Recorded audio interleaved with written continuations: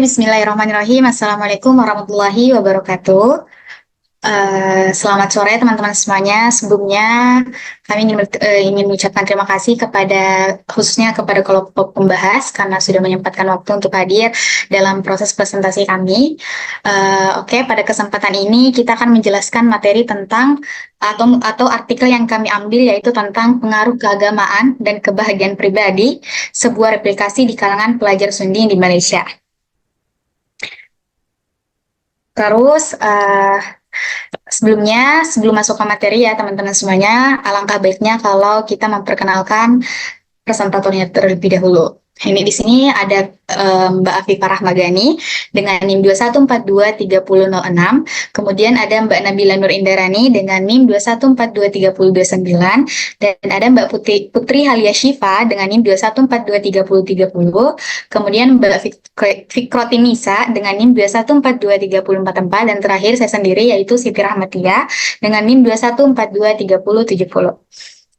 Oke, pada presentasi kami ini nanti akan ada beberapa poin. Yang pertama adalah latar belakang, tujuan penelitian, alat analisis, persamaan regresi, variabel, sampel, hasil analisis, dan yang terakhir kesimpulan dan saran.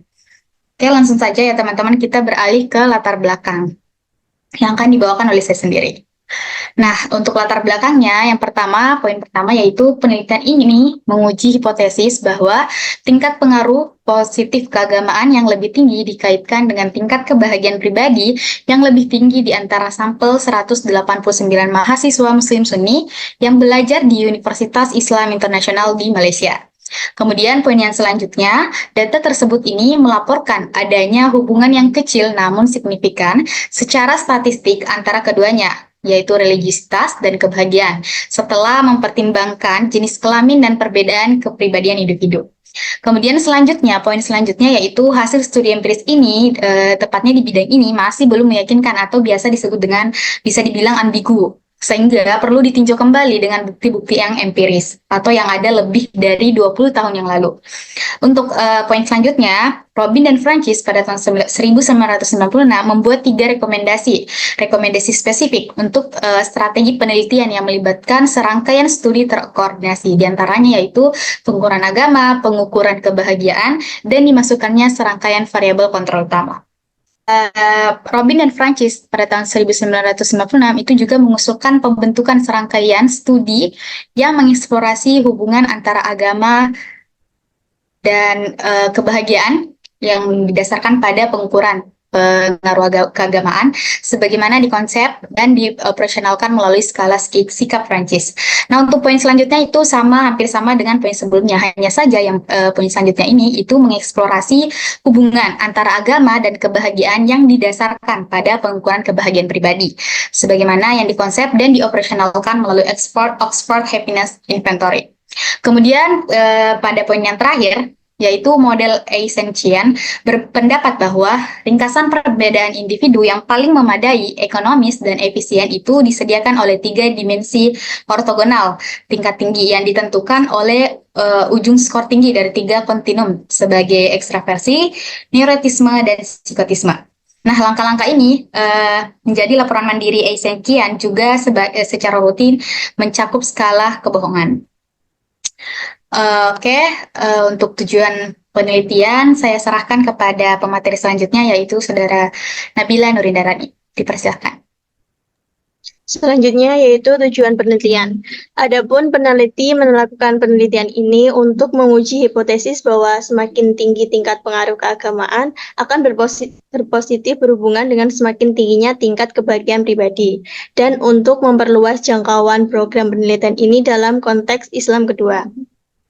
Penelitian ini menggunakan alat analisis yang disebut dengan regresi OLS dengan persamaan regresi yaitu Y sama dengan beta 0 ditambah beta 1 X1 ditambah beta 2 X2 ditambah B3 X3 ditambah B4 X4 ditambah B5 X5 ditambah B6 X6 dan ditambah error, yaitu Y kebahagiaan sama dengan beta 0 ditambah beta 1 sek 1 atau jenis kelamin, ditambah beta 2 religious attitude atau sikap beragama, ditambah B3 extraversion, ditambah B4 neotrisisme, ditambah beta 5 psikotisme, dan ditambah beta 6 life scale. Next.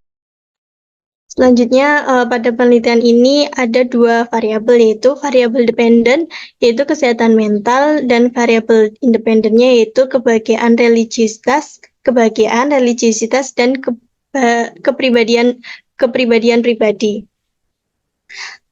Kesehatan mental ini diukur dengan 15 pertanyaan yang masing-masing berskala Likert 1-5.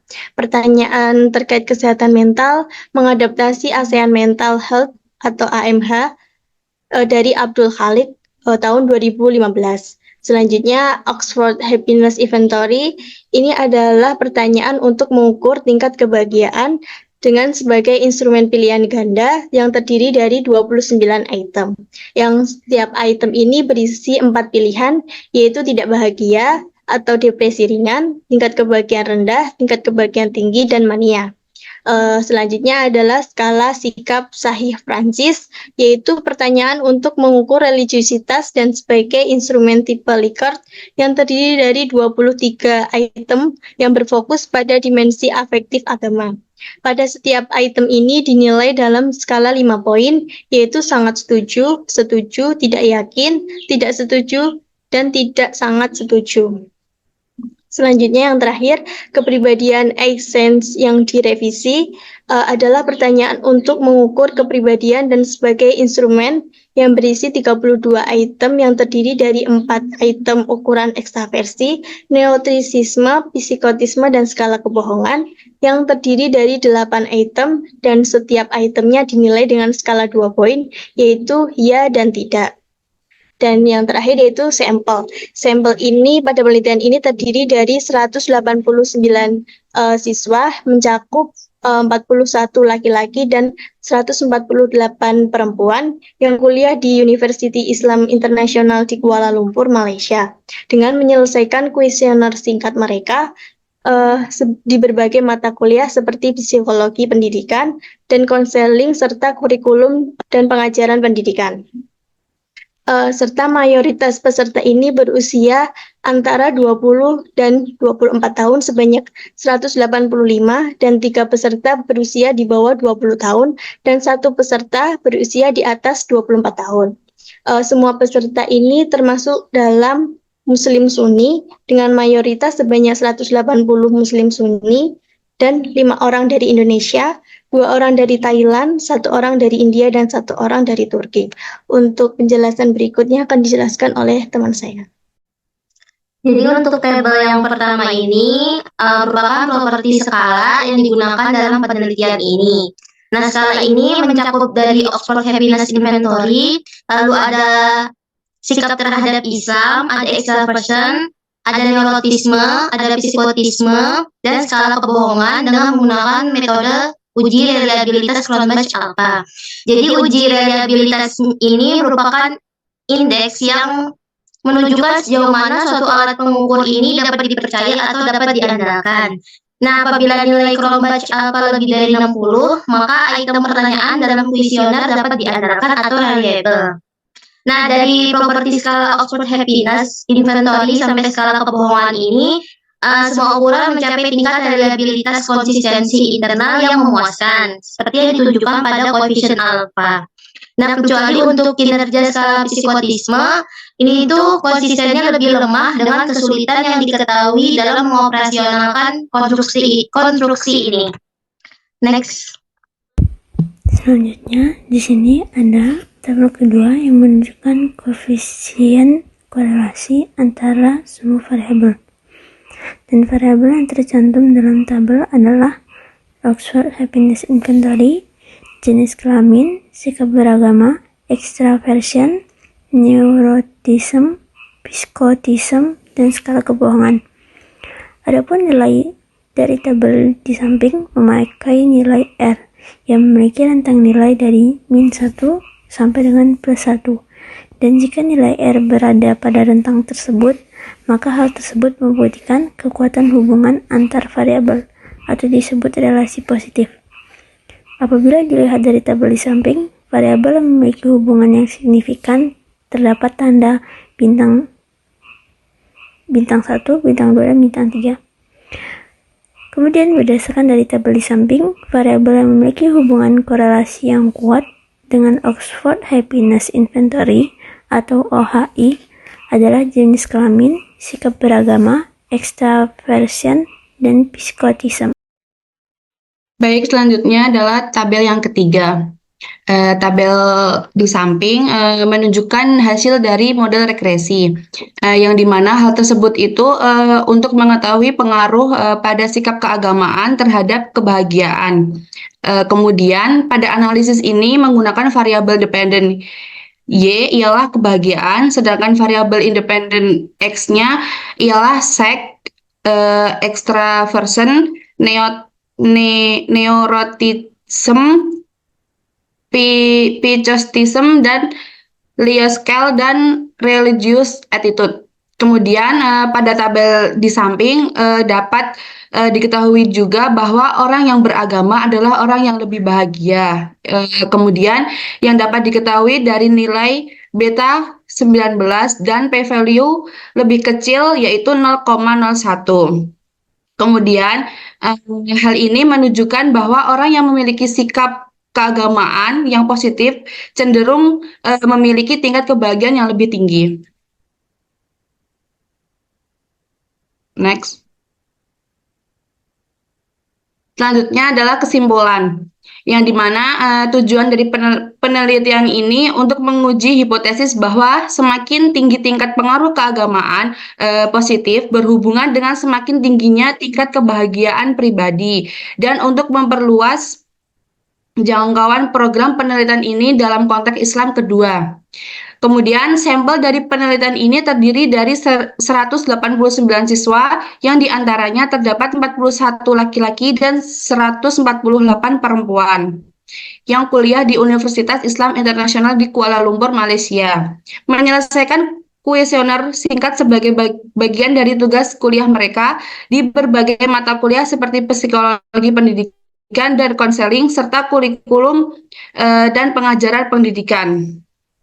Kemudian juga penelitian ini menemukan adanya korelasi positif antara religiusitas dan kebahagiaan pribadi, menunjukkan bahwa orang yang religiusnya lebih bahagia. Kemudian studi ini menggunakan Oxford Happiness Inventory, skala sikap Sahin-Francis terhadap Islam, dan kuesioner kepribadian Essence yang direvisi untuk mengukur kebahagiaan, religiusitas, dan kepribadian. Hasilnya menunjukkan bahwa tingkat religiusitas yang positif merupakan indikator tingkat kebahagiaan dan kesejahteraan pribadi yang lebih tinggi di kalangan populasi Muslim. Kemudian, adapun sarannya untuk penelitian ini lebih mempertimbangkan juga faktor-faktor yang lain yang bisa mempengaruhi hubungan antara religiusitas dan kebahagiaan, seperti faktor budaya, lingkungan, sosial, dan faktor ekonomi. Nah, oke teman-teman semuanya, itulah tadi presentasi dari kelompok kami, dan berikut ada beberapa daftar pustaka atau dari mana kami dapat membuat presentasi itu. Kemudian di sini ada beberapa kata ya teman-teman. Langsung saja kita ke sesi tanya jawab. Mungkin ada teman-teman pembahas, ada yang mau bertanya kah? Oke, Saudari Siti Nurrohmah, boleh langsung aja.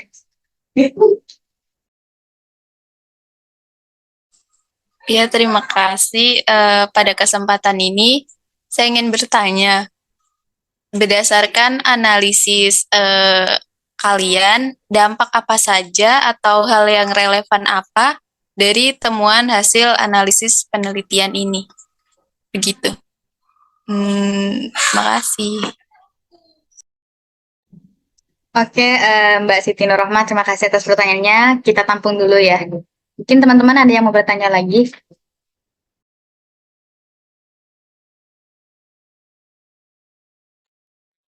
Izin bertanya, boleh? Boleh? Langsung aja. Gimana sih keakuratan di penelitian ini sampai bisa disimpulin kalau orang yang memiliki tingkat agama tinggi itu pasti dia bahagia? Dah, segitu aja. Oke, terima kasih pertanyaannya. Kita tampung dulu ya. Adakah teman-teman yang mau bertanya lagi? Izin bertanya, Oke, boleh langsung aja. menurut kalian faktor lain apa yang harus dipertimbangkan peneliti ketika mengkaji kebahagiaan dan antara kebahagiaan dan religiusitas selain perbedaan gender dan kepribadian individu? Terima kasih. Oke, terima kasih Mbak Sofwatul. Kita tampung dulu ya. Ada lagi teman-teman? Oke, ada pertanyaan di chat box juga ya. Dari Mbak Imas. Oke, ditampung dulu ya. Ada lagi teman-teman? Oke, terima kasih ya pertanyaan brilian. Aku izin membacakan pertanyaan yang di chat box ya dari saudari Imas Agnia.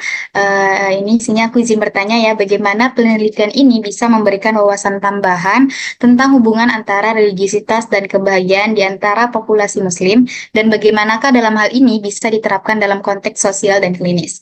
Dan untuk pertanyaan dari saudari brilian itu dalam penelitian ini, bagaimana konsep kebahagiaan dalam garis Islam yang dapat diinterpretasikan? Oke, teman-teman masih ada yang mau nanya?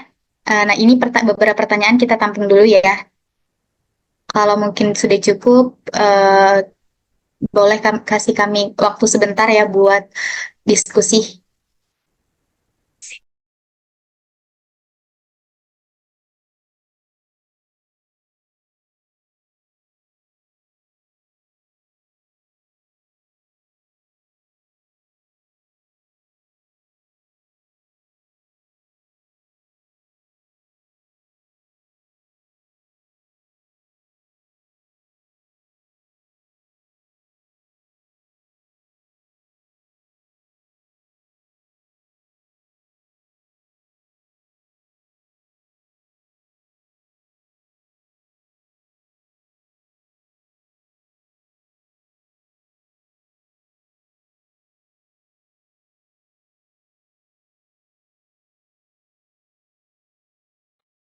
Oke teman-teman, izin menjawab dari Saudara Siti Nurrahma ya tadi.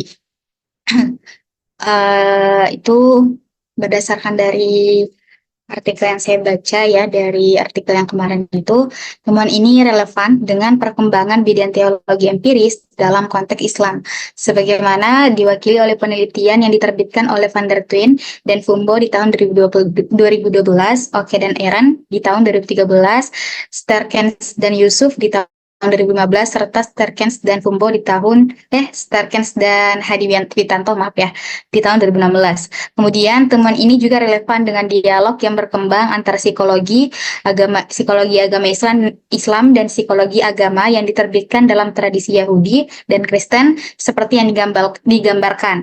Misalnya oleh Sahin dan Francis di tahun 2002 itu, dan TK Ismail, Adnan, dan Otman di tahun 2015. Itu jawabannya. Gimana Saudari Siti Nurrahmah? Apakah terjawab?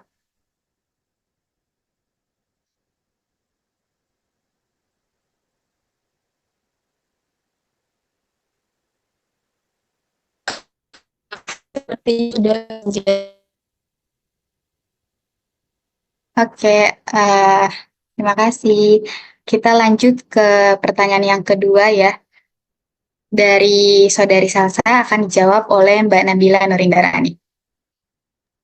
Izin menjawab dari pertanyaannya Saudara Salsa tentang keakuratan penelitian tersebut sehingga dapat disimpulkan bahwa orang yang memiliki tingkat keagamaan tinggi pasti bahagia. Penelitian ini menunjukkan bahwa terdapat hubungan yang kecil namun signifikan secara statistik antara tingkat keagamaan yang lebih tinggi dengan tingkat kebahagiaan pribadi yang lebih tinggi. Dilihat pada tabel 3 bahwa setelah jenis kelamin dan perbedaan kepribadian individu diperhitungkan, skor sikap terhadap Islam itu memberikan prediksi yang kecil, namun signifikan secara statistik mengenai kebahagiaan, yang menunjukkan bahwa orang yang beragama adalah orang yang lebih bahagia. Dengan demikian, dapat disimpulkan bahwa terdapat bukti yang cukup kuat untuk mendukung klaim bahwa orang yang beragama memiliki tingkat kebahagiaan yang lebih tinggi. Namun, penting untuk diingat bahwa kebahagiaan adalah konsep yang kompleks dan dapat dipengaruhi oleh berbagai faktor lainnya. Apakah sudah menjawab?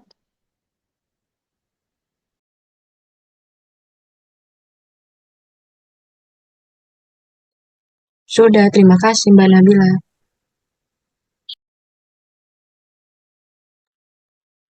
Oke, teman-teman, kita lanjut ke pertanyaan yang ketiga ya. Tadi pertanyaan dari Mbak Safatul Ummah itu akan dijawab oleh Saudari Putri Halia Syifah.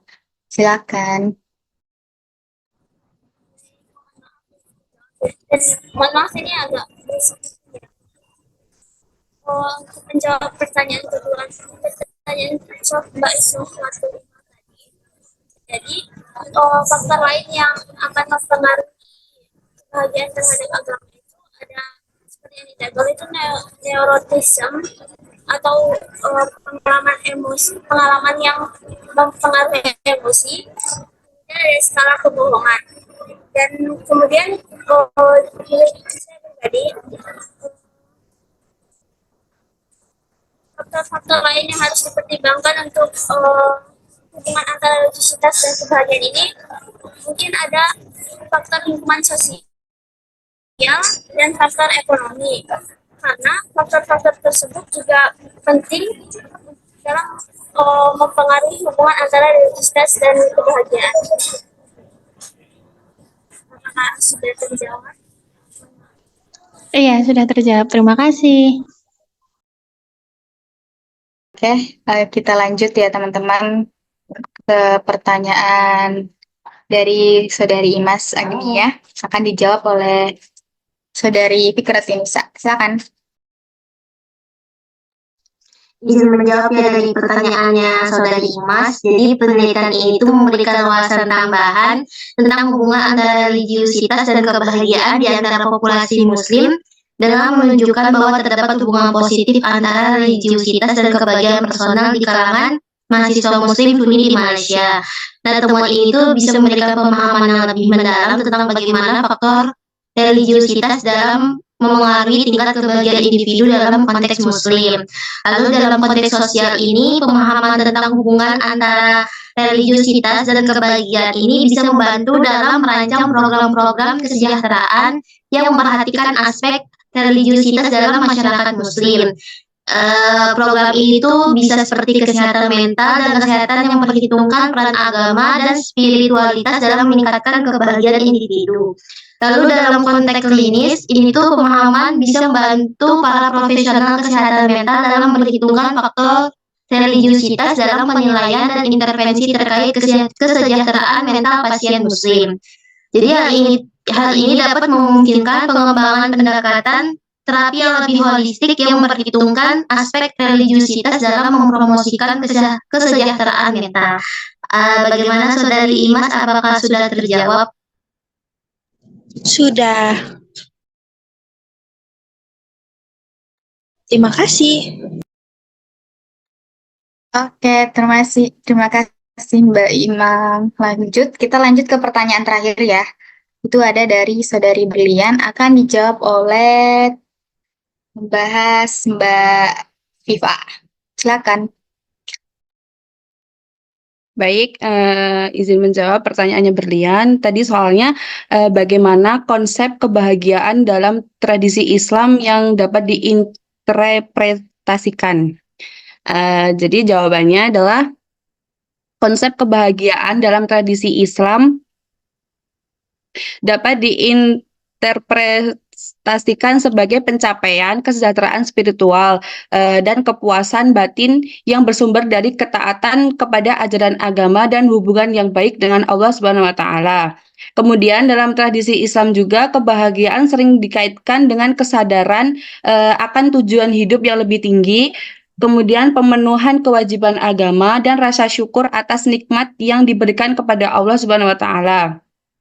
Kemudian juga konsep kebahagiaan dalam Islam juga mencakup aspek sosial di mana kebahagiaan tersebut terkait erat dengan kebahagiaan dan kesejahteraan masyarakat secara keseluruhan. Mungkin itu saja yang bisa saya jawab. Apakah menjawab, Mbak Berlian?